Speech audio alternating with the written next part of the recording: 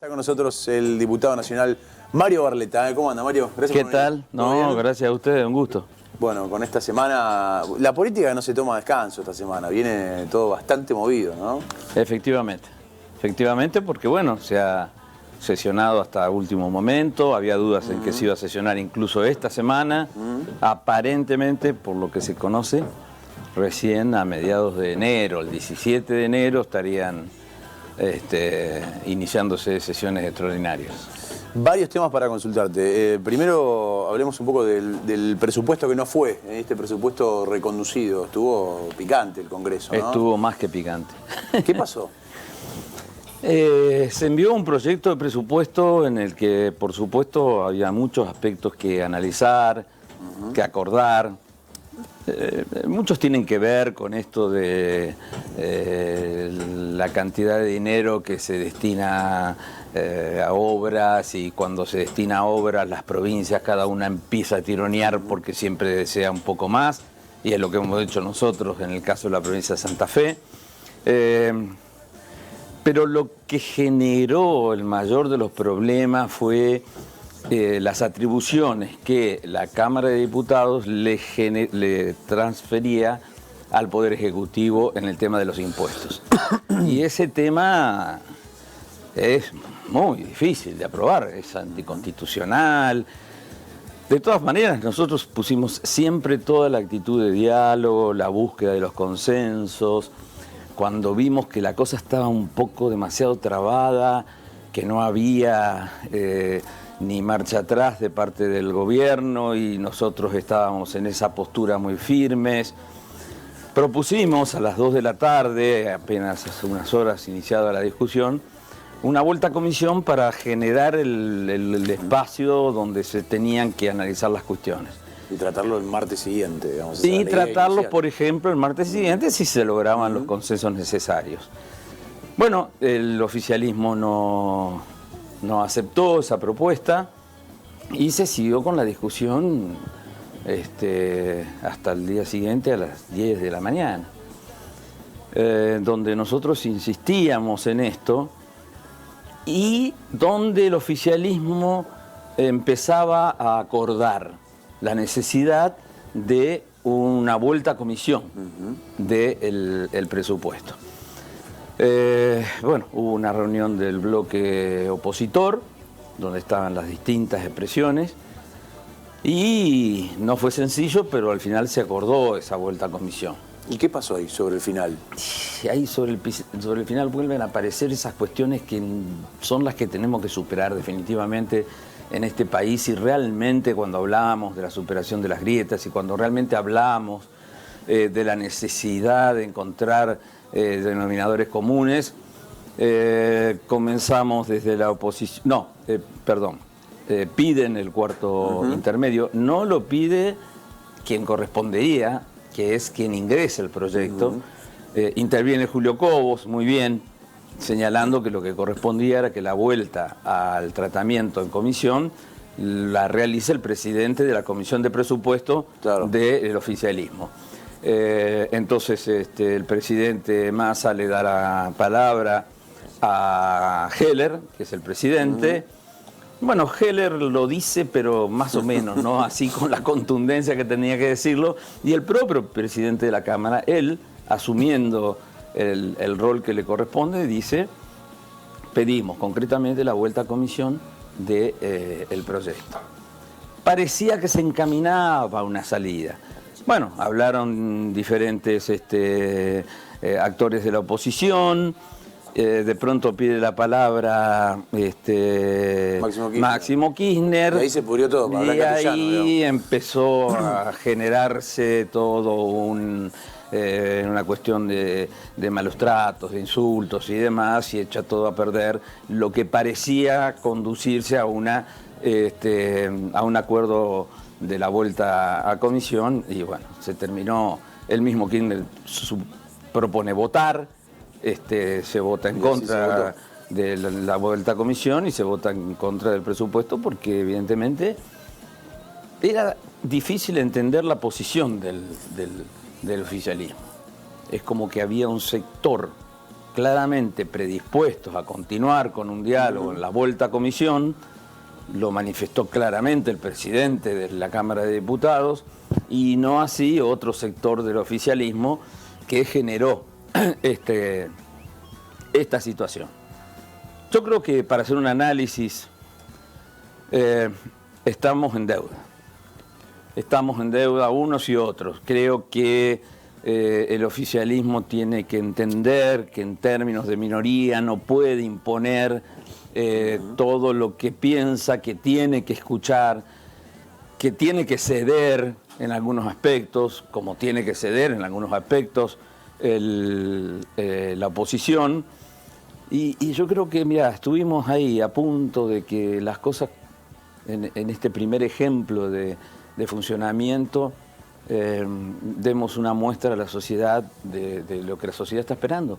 Porque es lo que están esperando. Están esperando que unos y otros nos pongamos de acuerdo en cómo tratar, que unos y otros nos pongamos de acuerdo en que tenemos que resignar posiciones y que el oficialismo tiene que resignar posiciones y no estar meramente jugando con, a ver, yo tengo 3 votos más, me quiero imponer, yo tengo 3 votos más, bueno, no es así como se resuelven las cuestiones.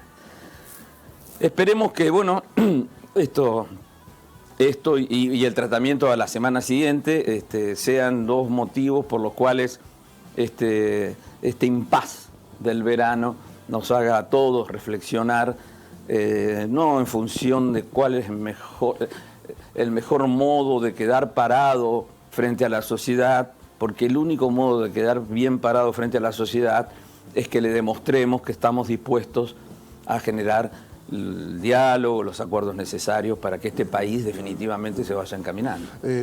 Vos decís, Mario, que entonces en algún momento había ahí un margen de negociación, digamos, en todas esas conversaciones que estoy describiendo cronológicamente. Claramente. Y te pregunto al revés, ¿una bravuconada es más importante que un consenso colectivo? Y quizás no, sobre todo cuando uno lo analiza fríamente. Resulta que, bueno, todos somos seres humanos, estábamos ya a ¿cuántas horas? No sé. Sí, un montón. Sí, un montón de horas. Un montón de horas, con muchas agresiones, con muchas cuestiones, con una posición del oficialismo de no querer retroceder un milímetro en nada, sabiendo que no tenían la suficiente cantidad de votos para imponerse. Es decir, venían con una lógica como la que tenían antes, ¿viste? Una lógica de mayoría. La lógica de mayoría que impone. Ahora, en este contexto, si no entendemos que tenemos que cambiar esa lógica, y tampoco envalentonarse la oposición porque tenga un voto más o un voto menos, es lo que termina generando lo que generó, que no es bueno para la sociedad. A todo esto te pregunto, la cuestión tributaria, que vos dijiste que era un óbice importante porque no podía quedar en potestad del Ejecutivo porque es anticonstitucional, ¿eso se había zanjado ya? No. Fue el punto en cuestión, era el tema, porque te vuelvo a repetir, en cuestiones de plata más para acá, más para allá, todos somos conscientes que una vez que se aprueba el presupuesto, la ejecución del presupuesto a veces tiene poco que ver. Sí, es un Quintela Martín, digamos. Entonces esas cosas podés discutirlas un poco más, un poco menos. Pero hay que darle un marco. Pero yo en ese tipo de cuestiones pienso que se iban a encontrar acuerdos. Además, en eso el gobierno sí hizo un esfuerzo porque, más allá que lo hizo sobre la marcha, porque incorporó 52 artículos en el medio de la discusión, como para brindar mayores posibilidades de apoyo. Pero ese no es el kit de la cuestión. El tema es que para mí es muy importante, muy relevante, porque que una Cámara de Diputados renuncie a lo que son sus propias atribuciones, y es un mal precedente, porque seguimos atentando contra el rol que le corresponde a cada una de las instituciones. Así como criticamos mucho cuando para un lado o para el otro la justicia depende de los vientos que soplan, nosotros como diputados no podemos ponernos... Por ejemplo, Mario, ¿qué permitía eso? Que subir una alícuota... de todo permitía. De todo. Había un impuesto que lo pasaba al 35, al año 35. No me acuerdo cuál de ellos, porque bueno, yo no soy experto en las cuestiones impositivas, pero en todos los impuestos les daba atribuciones que no le correspondían al Poder Ejecutivo. Y bueno, eso iba generando una situación de pérdida de las funciones que le son propias ¿Y qué es lo que tenemos que corregir? Básicamente, si en algo tendríamos que trabajar en forma conjunta, sí, no solo en la cuestión tributaria, sino en ser respetuosos de las atribuciones que tiene cada una de las instituciones. Porque esto es lo que te garantiza un adecuado funcionamiento de la democracia. Si vos delegás funciones, bueno, empezás a generar un escenario que no es el escenario sobre el cual la Argentina tiene que funcionar. Sergio seguramente también te va a preguntar, ¿y cómo quedó la discusión por las condiciones en las que se debería acordar con el fondo? Después de hay tiempo, no voto. Hay tiempo y acá hay algo importante que analizar. Yo escucho muchas voces que me dicen, pero al final ustedes fueron funcionales al gobierno, porque el gobierno reconduce el presupuesto y hace lo que quiere. Yo creo que no es tan así, por un lado. Por el otro lado, por lo que vos decís, me parece que sería mucho mejor para todo, no solo para las negociaciones con el fondo, para con todos los organismos internacionales, para el resto de los países, que vean una Argentina que está respondiendo al funcionamiento de las instituciones, que toma las decisiones no en base a lo que se le ocurre a un ejecutivo, sino en base a lo que se define como políticas de Estado. Entonces, ¿cómo queda? Tiene una alternativa el Ejecutivo. Porque la prórroga de los presupuestos son situaciones transitorias. La primera semana de febrero tiene todas las atribuciones el Gobierno Nacional para enviar un nuevo proyecto de presupuesto, que lo discutamos, que lo analizamos, que dialoguemos en torno a él, que nos pongamos de acuerdo y salir a partir de febrero con un acuerdo que fortalezca políticamente a la Argentina. Por lo que ha dicho el ministro de Economía, no mandarían un nuevo proyecto. Esto preocupa porque de nuevo se insiste en, dada la posibilidad que tienen de generar que lo que pasó lo superemos, profundiza que lo que pasó quede como está. Mario, respecto también del tema números, hoy se firmó un nuevo consenso fiscal, gran parte de las provincias lo firmaron, salvo Buenos Aires, hubo algunas provincias que se abstuvieron por lo que pasó. ¿Cuál es tu opinión respecto del tema? Yo creo que no hay un análisis integral, que esta propuesta, bueno, está en sus atribuciones, el presidente la ha propuesto, los gobernadores harán sus cálculos, pero yo creo que nos debemos como país un análisis muy profundo de lo que es la estructura de nuestro régimen impositivo, que la estructura del régimen impositivo tampoco se analiza al margen de los otros aspectos que tienen que ver con la macro y con la microeconomía. Hay ahora una propuesta. Ustedes recuerdan que el presidente de la Nación generó una expectativa interesante de que antes del 15 de diciembre iba a presentar un programa, un plan económico. Bueno, llegó el 15 de diciembre, pasó, no apareció. Ahora hay una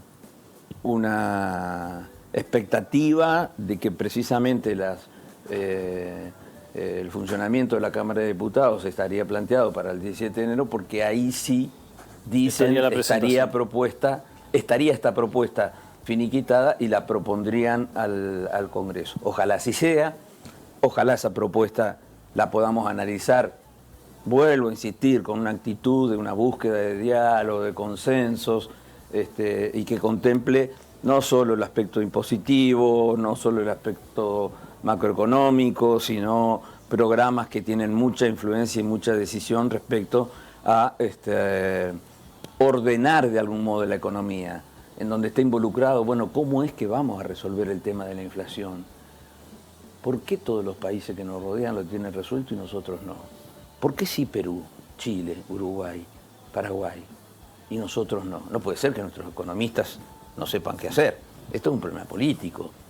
Discutamos a fondo. El Banco Central tiene que ser independiente, el Banco Central lo tiene que seguir manejando el Poder Ejecutivo, pierde entonces su capacidad en relación a los problemas macroeconómicos. Es decir, si la propuesta del presidente viene siendo una propuesta lo suficientemente amplia en términos de ir a fondo con los problemas que afectan a la Argentina, es una historia.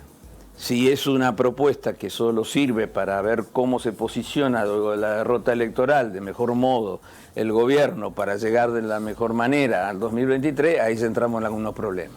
Lo mismo si eso lo intenta la oposición, ¿no? Así que bueno, estamos en este impasse en donde uno lo que aspira, lo que piensa, lo que quiere esperanzarse es en que adquiramos la madurez necesaria para quienes nos proponemos algún cargo público de la conducción de este país, lo hagamos desde una actitud de generar consensos. Me parece a mí tenemos un Barletta más sosegado en este momento. Es la época del año. Usted quería decir lo mismo. Mi mujer me dice lo mismo. Bueno. Yo estaba a punto de decirte lo mismo. Se lo mío es una foto, tu mujer te ve la película entera. No, es que uno termina, la verdad, tiene una experiencia de gestión, la tuvimos en la municipalidad, donde logramos eso.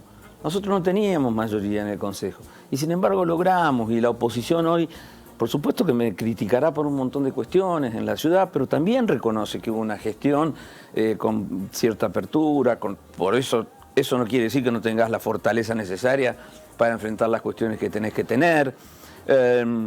Entonces yo digo, a ver, ustedes me van a decir, bueno, pero está hablando de una ciudad, acá estamos hablando del país, de la importancia brutal que tienen las corporaciones, los intereses, etcétera. Estás casi discutiendo modelos de país, por supuesto que es mucho más difícil. Pero yo insisto, hay países que lo han logrado, no veo por qué no podamos hacerlo desde la Argentina. Que la Argentina tiene lo que cualquier país desearía, tanto en recursos naturales, que no son todo lo que nosotros creemos, pero también tiene capacidades para generar una reunión realmente productiva entre la ciencia y entre la ciencia y la producción, para ir generando desarrollos con mayor valor agregado, las economías regionales, para salir de ese brutal centralismo que nos rige en todo sentido. Tenemos herramientas. Yo creo que lo que hay que hacer es reflexionar un poco más desde una posición política para entender que esas cosas las vamos a lograr si alcanzamos acuerdo. De lo contrario, vamos a seguir en esta situación que viene ya de muchísimos años atrás, décadas diría, en que se prioriza de qué lugar me posiciono para quedar mejor parado para las próximas elecciones que en el lugar que nos deberíamos posicionar, qué hacemos para que la gente esté un poco mejor. Porque, ¿sabes qué es lo que Para todos. Para todos. Eso para es todos. lo que te iba a decir. Se aplica para todos, ¿no? Es lo que te iba a decir. No podemos seguir siendo espectadores de un país con el 50% de inflación, con el 60% de pobres menores de 17 años, con una educación destrozada y que cada vez nos va a llevar cada vez más mirá, los problemas económicos, los problemas de seguridad se resuelven mucho más fácil si resolvemos el tema de la educación. Ahora, si seguimos con la educación, yo lo he dicho en este programa y lo digo en todos lados, en donde a los chicos lo tenemos 4 horas en las escuelas, ¿a vos te parece que en los tiempos que corren, sacarle el recreo te quedan 3 horas y media, vamos a formar a los jóvenes que necesitamos? ¿Estamos? Ahora, eso que... Vas por la jornada completa. Seguro, porque eso no es un problema político, no es un problema ideológico. ¿Quién puede sostener hoy en la Argentina, radicales, socialistas, peronistas, lo que fueren, quién puede sostener con argumento que con 3 horas y media de clase vamos a formar a los jóvenes que necesitamos?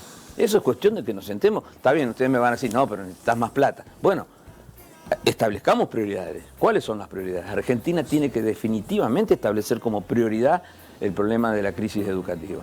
En este Barletta más sosegado, como dice Héctor, te veo muy preocupado por generar los consensos, muy autocrítico también como referente de la oposición. Fuiste el candidato más votado en la lista de diputados en la provincia de Santa Fe. Y te quiero preguntar por el capítulo Santa Fe, que arrancaste de entrada con eso. Decir, bueno, tenemos que lograr en Santa Fe una unidad, otra vez, empezar a pensar en lo que en su momento fue el Frente Progresista, en una apertura. ¿Cómo viene ese trabajo que venís haciendo? Y si tenés aspiraciones de ser candidato a gobernador.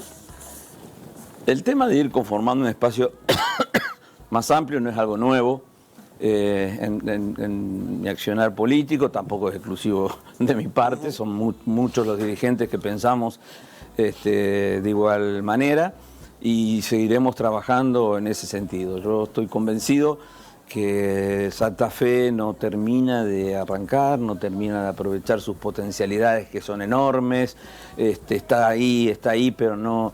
bueno, yo creo que hay una alternativa para que Santa Fe sea una provincia, una nave insignia, te diría, una nave insignia, y sin embargo estamos con su ciudad capital entre las 3 primeras ciudades más pobres de la Argentina, cosa pero que no. Es algo que no podemos aceptar nosotros mismos.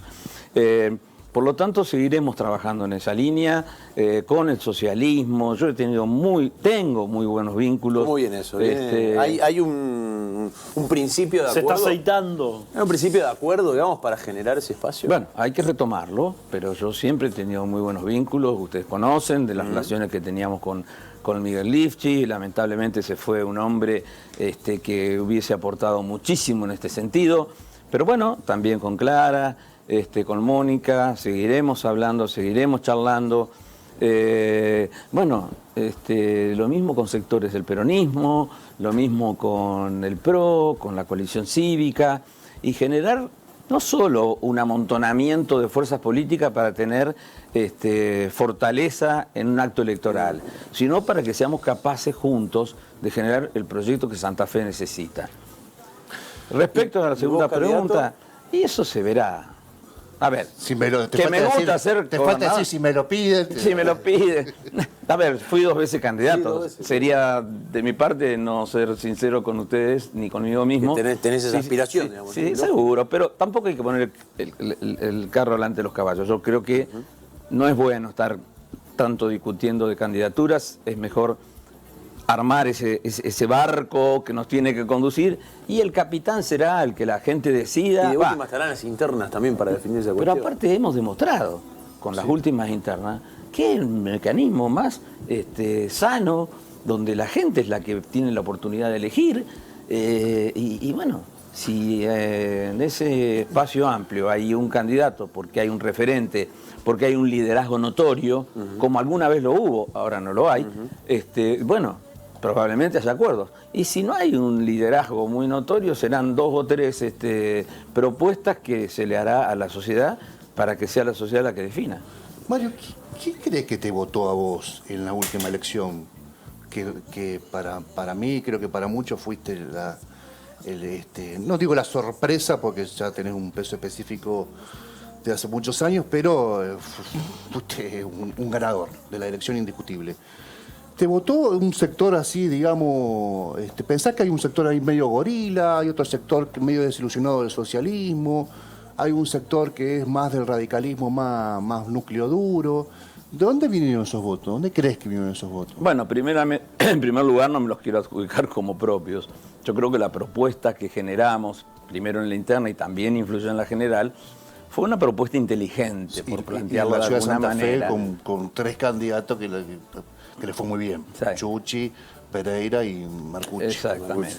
Pero lo que me refería en cuanto a la propuesta provincial, la incorporación de un hombre del norte, como pocas veces antes se había visto en un lugar de preponderancia, que tuvo un claro resultado en las elecciones. La incorporación de Carlos Lozada. Lo de Carolina Lozada tiene que ver con ese mensaje a la sociedad de que los políticos no estamos encerrados todos en nosotros mismos por tener un cargo, sino que estamos dispuestos a generar una amplitud. Pasó lo mismo con Manes, con Facundo, con Tetaz. Creo que esa fue una señal que la sociedad... a ver, no he hecho ningún estudio para decir lo que estoy diciendo, son todas presunciones. Pero recorriste la provincia. Pero sí, al recorrer la provincia uno observaba que la impronta de Carolina Lozada, a través de una fuerte participación en medios nacionales, esto influía mucho en la gente, también fue un gran aporte, y nosotros en la ciudad de Santa Fe y en el departamento de la capital Para mí, te diría que hasta no fue solamente una alegría, una satisfacción, un reconocimiento, sino que hasta me llamó un poco la atención, porque de las elecciones, si vos analizás, el lugar en donde mayor diferencia en las finales se obtuvo con el peronismo fue en la ciudad de Santa Fe y en el departamento de la capital. El segundo fue General Obligado. Y en Rosario perdimos. En Rosario, perdiendo en Rosario ganamos las elecciones. Y con Dionisio Escarpín en el norte. Digamos, bueno, ese fue el segundo lugar de mayor diferencia. El primero fue Santa Fe. Votos, Dionisio. Claro. El segundo lugar de mayor distancia con el peronismo fue Dionisio en el norte. Y bueno, y yo creo que lo de Carolina estuvo en todos los espacios y sobrevoló un poco esa cuestión. ¿Quién me votó y quién no? Yo creo que, bueno, también el gobierno provincial estaba pasando un momento difícil. Es cierto, ellos señalan que ante la pandemia y la cuarentena no pudieron hacer todo lo que hubiesen querido hacer, y eso hay que tomarlo como una verdad. De todas formas, yo creo que hubiesen podido haber hecho mucho más de lo que hicieron. Por ejemplo, y perdonen mi vuelta al tema, la vuelta a clase. Claro, el tema de la educación. La educación es una atribución propia del gobierno provincial. No teníamos por qué hacerle caso al trío allá de Kicillof, Larreta y que decían, en función de lo que pasaba en Capital, de lo que pasaba en Buenos Aires, decidían para todo el país. ¿Se lo pudiste decir a Perotti en la reunión que mantuvieron? Sí. ¿Qué dijo? Se lo dije a Larreta, se lo dije a Kicillof, no, porque no tuve oportunidad, y se lo dije también a Perotti. Pero aparte lo hice público, recuerdan la clase pública que hicimos ahí en la escuela normal, los proyectos que presentamos, pero bueno, no solo el gobierno no lo terminó de entender este problema, ¿no? A mí me apenó bastante que la sociedad no reaccionara frente a esto. Padres organizados hacían una marcha en la plaza y éramos 25, 50 personas. Yo creo que los padres no terminaron al principio de advertir el daño que se les estaba generando a los jóvenes. Lo empezaron a advertir mucho tiempo después, cuando empezaron a hacerse visibles esos daños, no solo en la falta de aprendizaje, en lo psicológico, en lo social, en muchas otras cuestiones que la estamos sufriendo y la vamos y no hemos terminado de advertirlas. ¿Qué quedó de la última reunión con Perotti en la que se juntaron todos los legisladores? Bueno, ahí se focalizó. Si bien en la introducción el gobernador señaló que era para una temática amplia, el tema naturalmente se focalizó sobre la cuestión de un proyecto que nos acercó a través de un diputado de refuerzo de la justicia federal. Hay un proyecto para reforzarlo. Bueno, nosotros tomamos ese proyecto para analizarlo, hicimos algunas preguntas que no se nos terminaron de responder, como por ejemplo, sobre qué mapa judicial se había desarrollado el proyecto, vos tenés que tener una radiografía, es una pregunta que no se terminó de... También creemos que el problema de la justicia no se resuelve con un proyecto de ley. Nosotros reclamamos que haya un programa, un plan. A veces de la cabeza de los abogados, con todo el respeto, no se me van a enojar los abogados conmigo, pero suponen que los problemas se resuelven en una ley. Yo siempre, como profesor, pongo un ejemplo del tema de la inundación. Yo digo, si vos le preguntás a un arquitecto, te dice, y hay que construir casas palafíticas y listo, se resuelve el problema. Le preguntás a un contador y te dice, y hay que poner altísimos impuestos en las zonas bajas. Le preguntás a un abogado, y es muy fácil, hay que sacar una ley que diga que está prohibido ubicarse en ese lugar. Le preguntaba a un ingeniero y te dice, hacemos un terraplén y se solucionan los problemas. Ninguna de las cuatro son soluciones. Entonces, o al menos totales. O al menos totales. Entonces, en el tema de la justicia pasa lo mismo. Por eso hay que generar grupos interdisciplinarios que aborden el problema, porque no es solamente la justicia, más jueces, más fiscales, que por supuesto lo necesitamos, pero si no tenés fuerzas federales que estén a la altura de las circunstancias, te podés pasar la vida creando fiscalías y juzgados. Tenés que tener una policía federal que esté a la altura de las circunstancias. Tenemos un siglo atrasado. Hoy, y no solo en países centrales, la inteligencia artificial es una herramienta enorme para la lucha contra el narcotráfico. Hasta la robótica es una herramienta. Y nosotros subestimamos al narcotráfico que tenemos en el país. Ellos están conectados con todo el mundo. Tienen herramientas para los mecanismos de comunicación y de información enormes, muchos más superiores que los que tenemos nosotros. Tampoco se resuelve trayendo más gendarme, que después se paran cuando vos salís en la peatonal o cuando salís de un peaje y te piden los documentos. Una muy breve. Este jueves creo que no fueron convocados por otra vez por la Cámara Federal los diputados de Santa Fe. Jueves, a una reunión. miércoles 30. No, jueves 30. Jueves 30. Es mi cumpleaños, hermano. No, bueno. Bueno, lo vas a pasar bien. Es mi cumpleaños. Déjame una, ¿viste? Déjame una. A esa tenés que ir, Mario, pero es interesante que se esté trabajando con tanto el ámbito federal, de los organismos que están en la provincia. Nosotros también tuvimos una reunión con Casale en Buenos Aires, la tuvimos los diputados y los senadores de la provincia de Santa Fe. Estamos trabajando junto con diputados del oficialismo en la Cámara de Diputados. Hay una actitud que la hemos expresado y hemos marcado presencia y estamos trabajando sobre proyectos concretos. Quiera Dios que esto tenga un resultado. Bueno, nosotros planteamos, y en eso también lo están analizando, declarar la emergencia nacional en el tema seguridad. Para atender cuestiones de urgencia que no se puede esperar a ese programa que va a llevar tiempo y demás, sino en algunas cuestiones como señalo de emergencia. Siempre estamos acostumbrados a escuchar las emergencias nacionales en temas climáticos. Viste, se inunda una provincia o hay una fuerte sequía y ahí aparece la cuestión de la emergencia nacional. Bueno, acá estamos en una emergencia nacional vinculada a la inseguridad. Entonces, si nos ponemos de acuerdo, oposición y oficialismo, dentro de la provincia de Santa Fe, vamos con un proyecto de declarar la emergencia nacional en la provincia, te facilita los trámites, te facilita algunos pesos más. Es decir, algunas decisiones más urgentes que tienen que surgir también de los actores que estén trabajando en la cuestión de fondo, las podemos encarrilar con un poco más de velocidad. Mario, muchas gracias por venir. No, al contrario, gracias a Gusto ustedes. tenerte. Que tengan un año que ya termina lo mejor posible. Que termine y que bien el año, Mario. Sí. Y feliz cumpleaños, si no te vemos. Bueno, gracias. Te queda poco, ¿verdad? Sí, si faltaba algo para meter entre Navidad y Año Nuevo, era un cumpleaños. Gracias por venir. No, gracias a ustedes.